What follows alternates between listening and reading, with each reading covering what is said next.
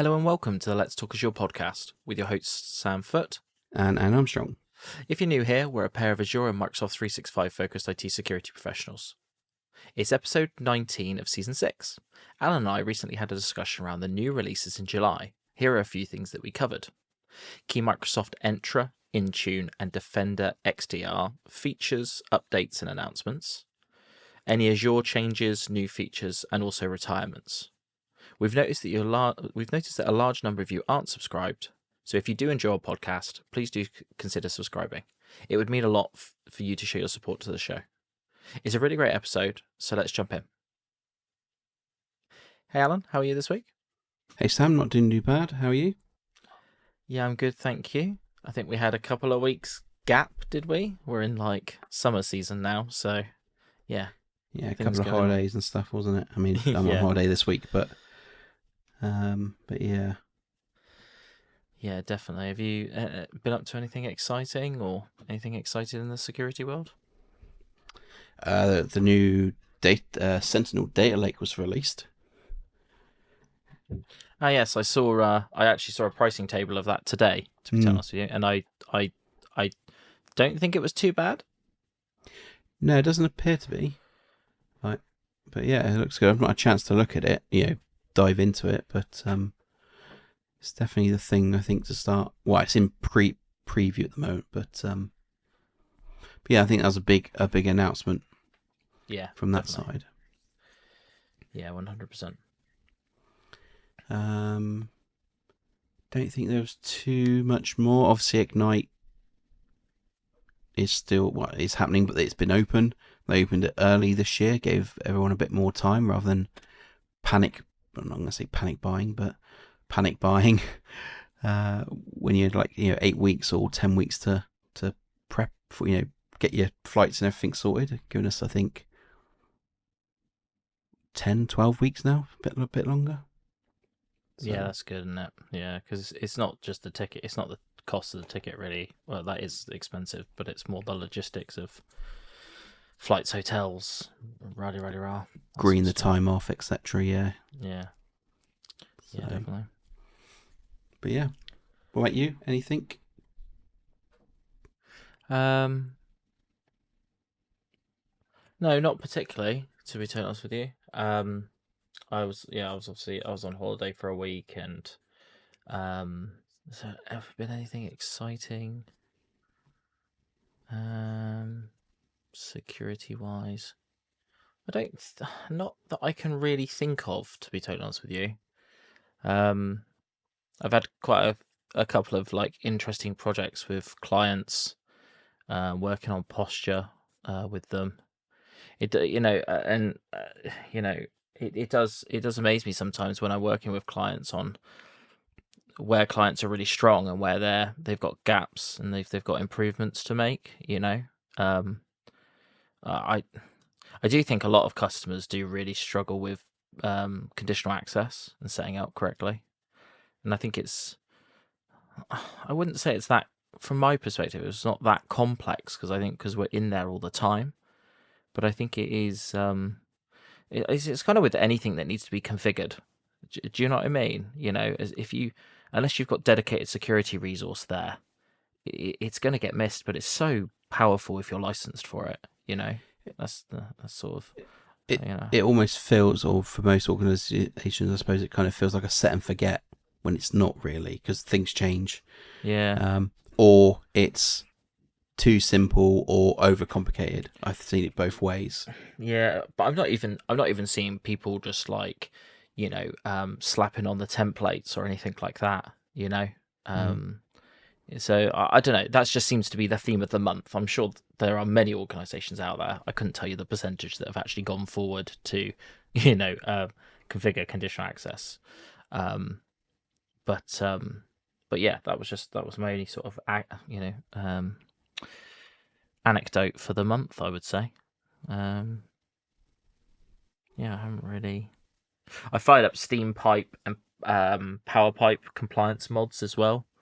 Again, because I needed to do some slightly niche regulatory compliance checks, and that still works really well. So that's a shout out to that product. because there's been a ton of work on their compliance mods, and there's loads and loads and loads of checks in there, which is really good to see. So I did that the other day as well.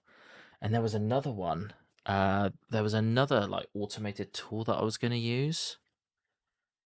I can't remember the name of it now. Oh, damn, I can't remember. I honestly, I don't know. I don't know what it is. But I'll if I do actually run it, because it requires some extra.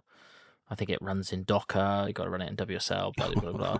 It's a bit more, but it's a bit more involved. But what it does mean is it's got like an API, so you can interact with it remotely as well. So in a shared setting, I think it's actually going to be better.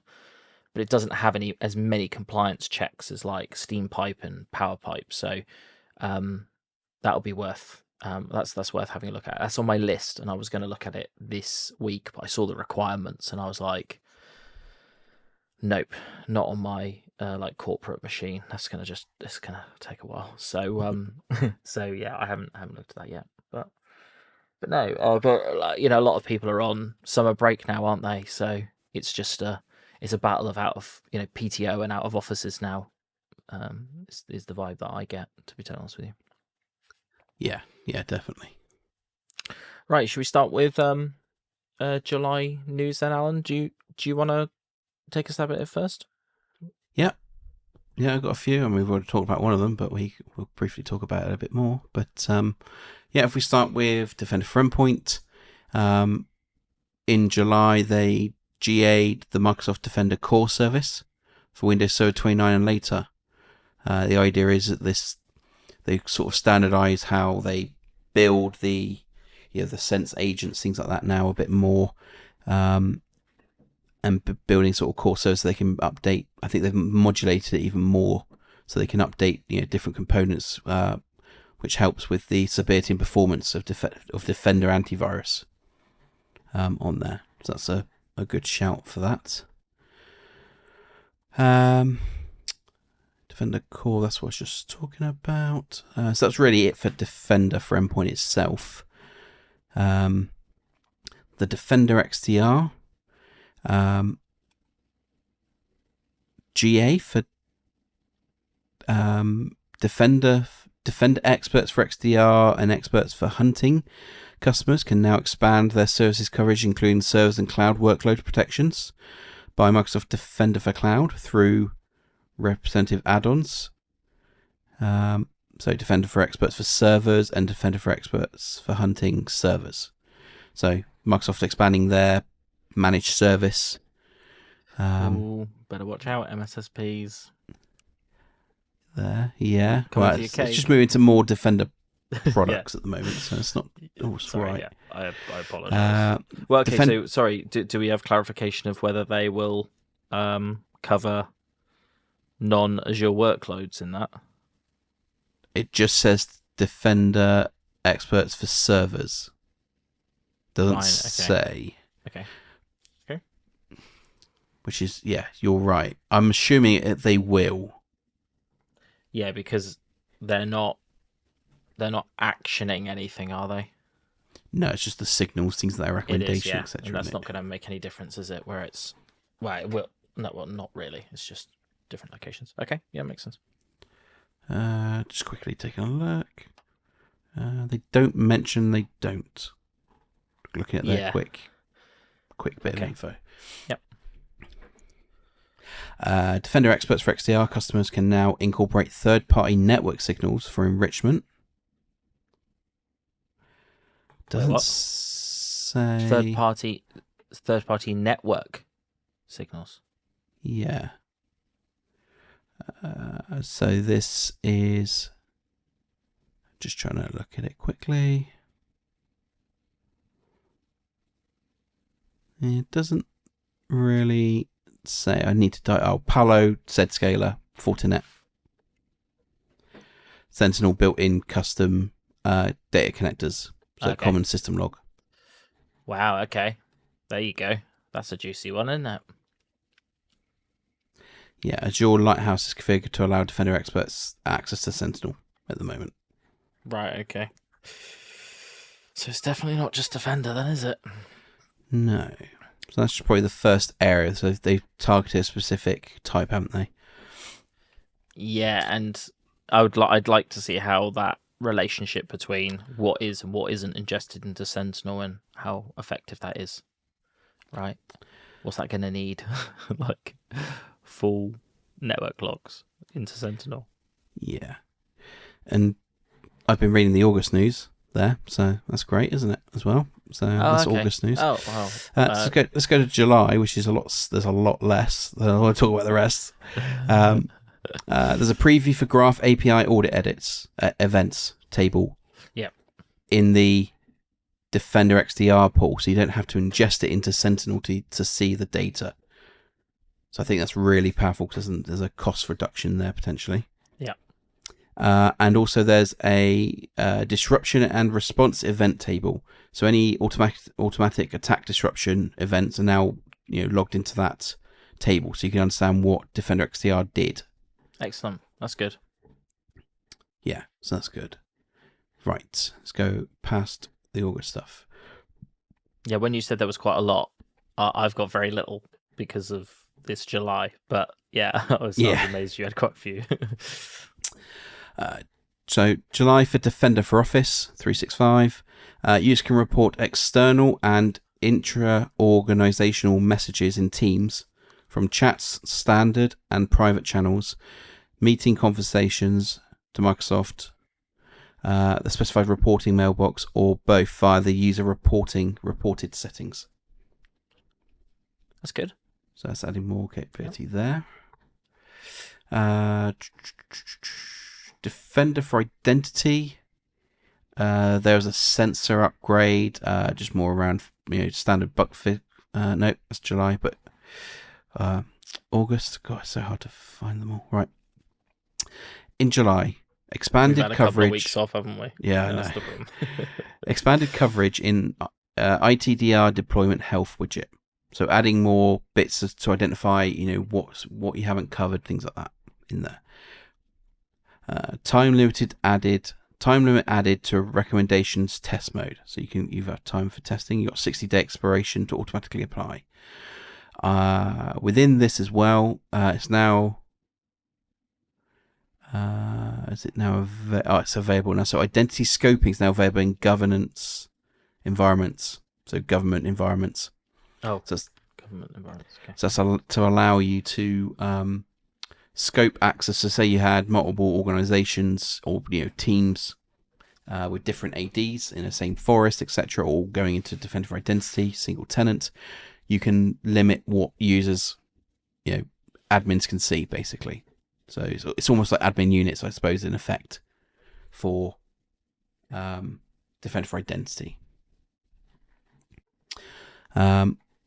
New security posture assessment for unmonitored identity servers. So there's additional things. So I'm guessing because of Defender for Endpoint being rolled out and look at the new sensor, it's now doing checks now against ADFS, Active Directory Certificate Services, ADCS, Entra Connect servers, and things like that. So you can see which ones you haven't covered. So I think that's quite good because, again, you might not realise you have it, or AD might be identifying that it's still configured, but maybe the server's been turned off. So maybe it's just a cleanup as well in the Active Directory configuration. Nice. Moving on, Defender for Cloud Apps. App governance is now available in 8 new regions. This includes Brazil, Sweden, Norway, Switzerland, South Africa, South Korea, Arab Emirates, and Asia Pacific areas. There's been updates to network requirements for the government, GCC and Gov customers, so some new outbound IP addresses, and a new DNS. That's it for that. Microsoft Entra. So there's quite a few in here, just trying to work out. So generally available now is the application-based app authentication on Microsoft Entra Connect Sync. So we weren't in preview for very long. No, that was like a month, wasn't it? Yeah, if that, yeah. Because of our timings, yeah. Generally available for Security Copilot in Microsoft Entra, so that's now gone GA in there. GA for the conditional access optimization agent in Microsoft Entra. Yep, nice. So that again was rapid. That was a month, if that. General available conditional access agent supports disabling agent creation of report only policies. Now supports new setting allowing admins to configure the agent can or cannot. Okay, so you can get the agent in effect to create the report only policies for you if you wanted to see the impact, but you can say yes or no to that basically. GA for new lifecycle workflow task to revoke refresh tokens. So I'm guessing as people leave the organization, you can then enforce that revoking of tokens automatically. So that's not so bad as well. Bicep templates for Microsoft Graph resources. So bringing out other ways to automate some of those resources as IAC. Generally available conditional access what if API. Didn't know there was one for that. That's an interesting one. Yeah. So you can actually do tests against that.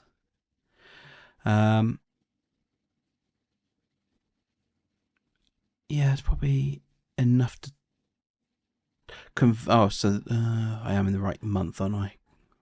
Yeah, I am. Just checking, because I was reading about this one. So, public preview to convert source of authority of synced Active Directory groups to the cloud. So, being able to, in effect, switch the source from an Active Directory group and switching it over to be cloud. So then you can maybe enhance use dynamic groups, etc., to populate devices and things like that. To then or users to then populate groups in AD, which I suppose question might be for some of the listeners is, well, why didn't you just, because you always add group right back. I think the benefit of this is you don't have to worry about reconfiguring any apps that use those groups because it still keeps the same GUID. Yeah. So you haven't got to worry about going through and just breaking applications because you need to add swap the group out for a new one. So I think that's why that's quite key for that one. Okay, moving on to Purview. There's quite a few in July. There's actually quite a few. Oh, okay, there's a lot. I'm not going to go do all of these. Why not, Alan? It's right up your street. Or not. In preview, custom metadata area in the unified catalog centralization. Use to find attributes.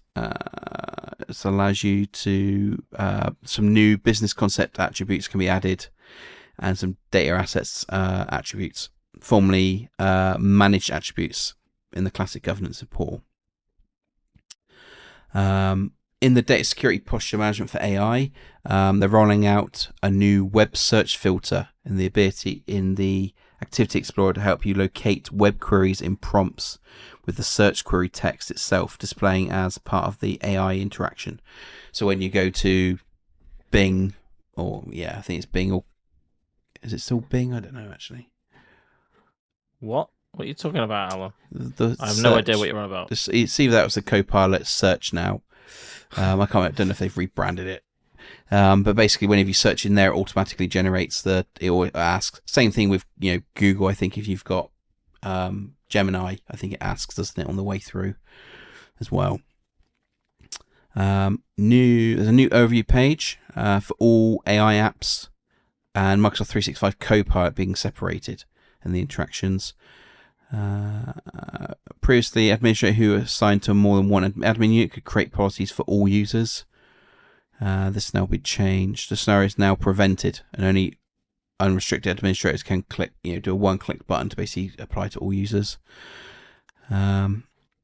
Sensitive labels, in preview, they're rolling out gradually a change to sensitive label scheme to replace parent labels with label groups. Although users won't see a difference in their app, label groups support better organization, reducing the deployment complexities. Unlike parent labels, they can't be configured. They can't be configured for label settings other than name, description, color, and priority. So there was a few other settings you might have been able to do to it. And there's a new preview, new support for Microsoft Security Copilot agent for insider risk management.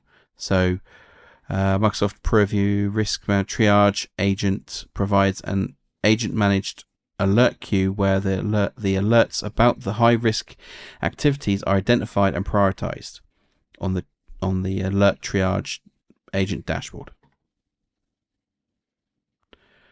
So yeah, that's that one. Sentinel. So we talked about it at the beginning, but Microsoft Sentinel Data Lake, now enhanced with a modern data lake, purpose-built to streamline data management, reducing costs, and accelerating AI adoption for security operation teams. It's cost-effective, long-term storage, estimated to be eliminating the need to choose between affordability and robust security. Benefits are single open-format data copy for efficiency and cost-effective storage, separation of storage and compute for greater flexibility, support for multiple analytics engines to unlock deeper insights for your security data. There's a few others there. Table management and retention settings in the Microsoft Defender portal. You can now view and manage table settings in the portal now, so you don't have to go to log analytics / the Azure portal. The Microsoft Sentinel Data Lake permissions are integrated by default into the Defender XDR Unified RBAC. That's in preview. So that's good. That's probably preview because the Data Lake's preview as well. And then now for new customers, automatic onboarding and redirection to the Microsoft Defender portal. That started on July. That started on 1st July. Nice. If they've got owner and stuff, it automatically integrate them. Which is kind of what we said, wasn't it? I think we were trying to have that conversation, weren't we? Yeah. At one point. And obviously the retirement of the Azure portal access to Microsoft Sentinel in July 2026, which is obviously a very big one. So everyone is now on the process of migrating. The only thing I would check is if you've got an MSP, just make sure that they're okay for your migration, because there are a few tweaks and changes to automation there. So whilst it's a check of a button, it may disrupt your managed service. It's just a bit evil, isn't it, really? It is literally just checkbox and go and it's done, but it changes some of the categories of instance and things like that, which means that some of the automation with your MSPs may not catch or may not trigger investigations, things like that. And if you're telling your MSSP that, then you may have bigger issues. Maybe, yes. Sorry. I think that was it for me. I say that's it. There was a fair bit there. But yeah.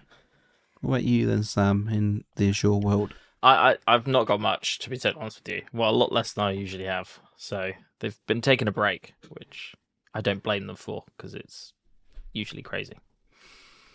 We'll start off with Defender for Cloud.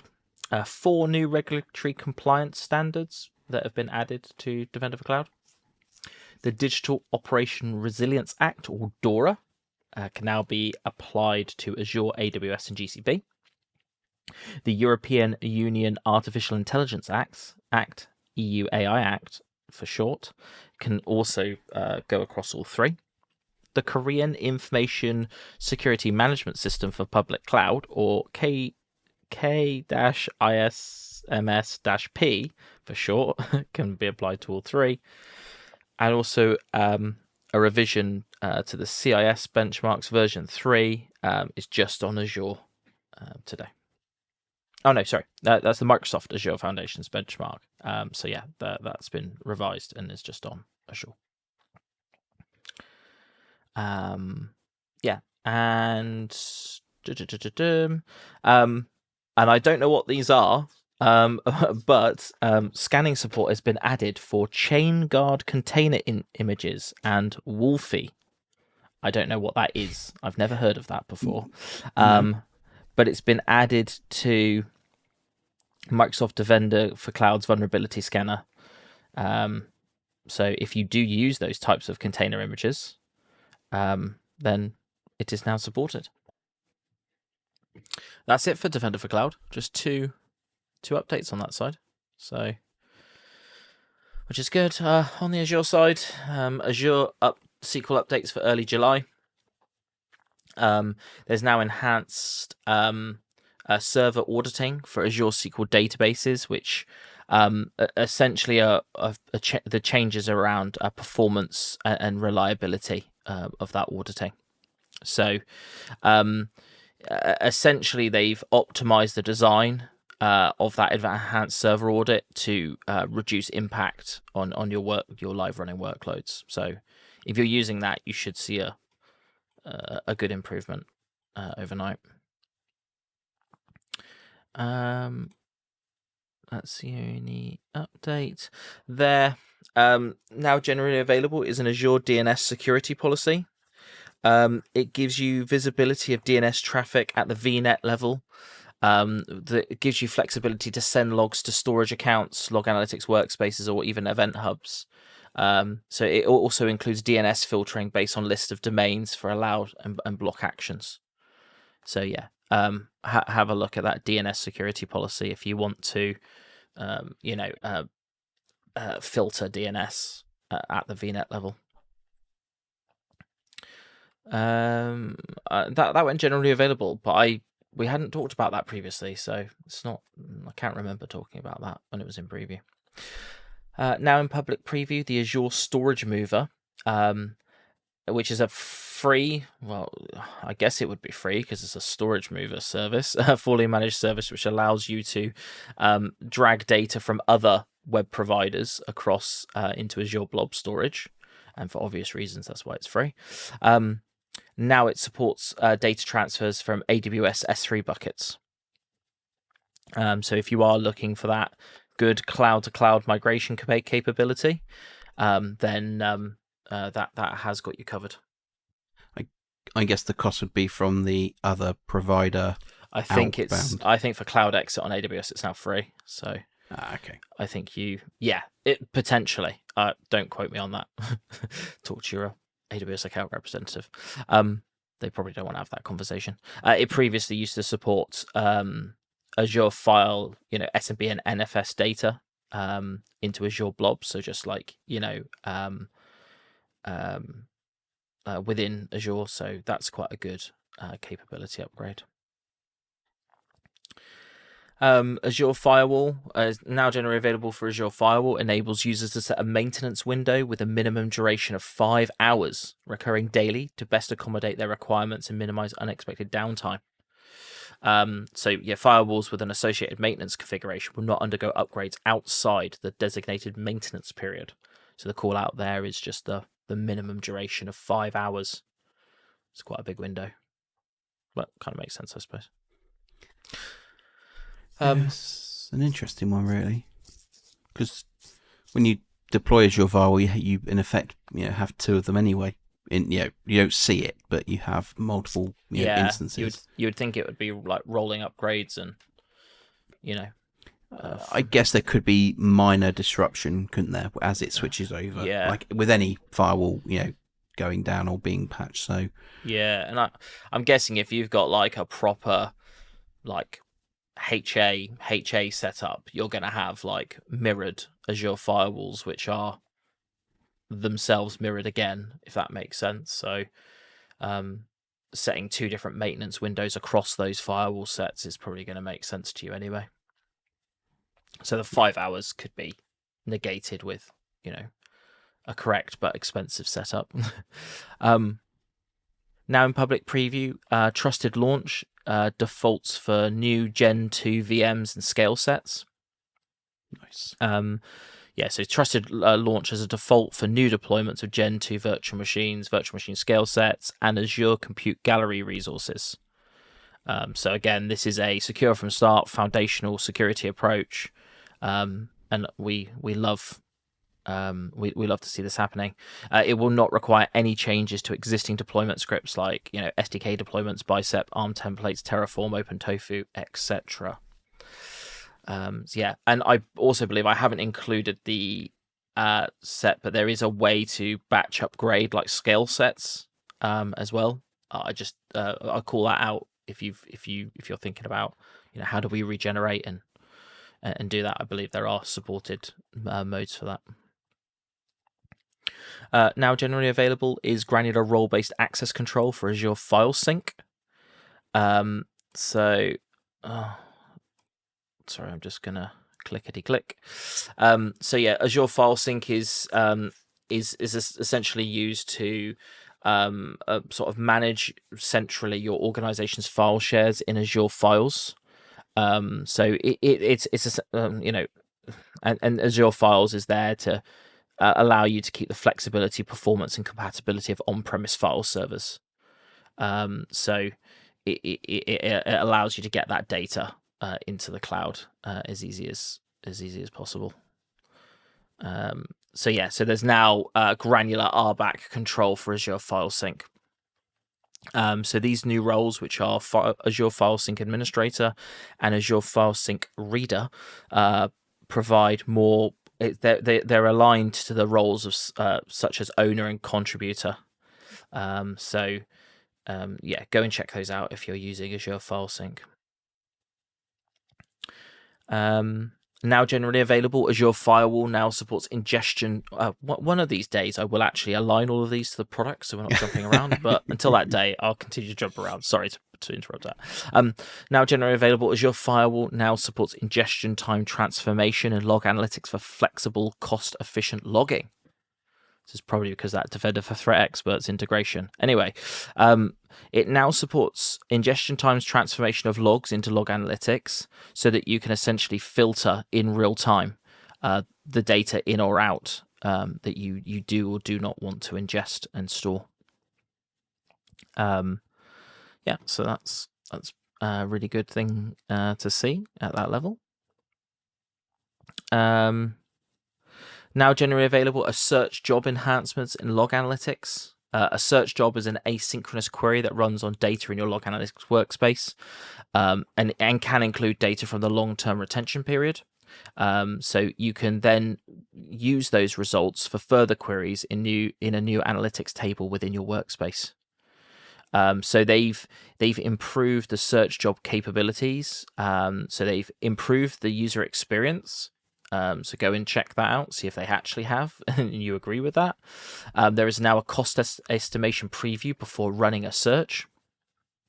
There's now enhanced concurrency, so more jobs can run in parallel, and they've removed, quote, additional limits. I can't give you any more detail than that. Increased results limits as well, supporting up to 100 million results. It does say that is coming soon, but by the time you're listening to this, that might have already landed. And they are planning expanded KQL supports, and further enhancements are coming soon. So watch this space. And the last one, so sorry, I couldn't, I didn't have much this time. Now generally available log analytics summary rules. So they're now announcing the general availability of summary rules in log analytics. As the name suggests, it lets you summarize high ingestion rate streams across analytics, basics, and auxiliary plans. So to give you further analysis, dashboarding, and long-term reporting experience on summarized analytics tables. With general availability, they are increasing the number of permissible rules per workspace to 100. And that's your lot for this month. 34 minutes so far, Alan. That's, I don't know. That's a new one. Yeah, I think we've had a couple of episodes that hit an hour, so let's just balance it out. It is August after all. Everybody, needs to, drop a gear in August. Yeah, I guess we've also got to consider that there's going to be a lot of announcements for Ignite, so it's not necessarily sandbagging all the announcements, but there's probably a lot of the teams are building to get releases out for Ignite. Yeah, I noticed that on the Defender for Cloud updates, page, there's not been any updates yet this month, right? And we're on the 6th, so we're not that far through it. So I'm not being critical of them, but it would be good if they have a couple of months and then launch a bunch of stuff in one go, right? I think that would be good to see. But we'll see. Sometimes they just drop absolute. Yeah, crazy amount, don't they? Yeah. Cool. Thanks for that episode, Alan. What episode are we going to be doing next? So, because news had came in and stole the show, I guess, as it's pretty much the first week of August, I will be doing the Unified SecOps Platform Center Integration 1. To talk about what the benefits are of having it in there, etc. I mean, apart from that, you're going to have it in there by July 2026. But why should you move to it now? And also, I'll try and fit in some stuff around the data lake bits if I can get a quick go at it. Okay, yeah, nice. Yeah, and will you be able to sort of talk us through some of the gotchas with it as well? Because I'm guessing there's quite a few people out there that are apprehensive about making changes, to that part of their stack. Yeah, I'll be able to talk about a few the ones that I know of. I'm sure there's probably others out there that I don't know about, but I know of a couple that are sort of key to that sort of migration, etc. I mean, yeah, if you start with it, there's no issue kind of thing. You just have the data as the data is. So, okay, nice. Cool. Did you enjoy this episode? If so, please do consider leaving us a review on Apple, Spotify, or YouTube. This really helps us reach out to more people like yourselves. If you do have any specific feedback or suggestions for our episodes, we have a link in our show notes to get in contact with us. Yeah, and if you made it this far, thanks ever so much for listening. We'll catch you on the next one. Yep, thanks all.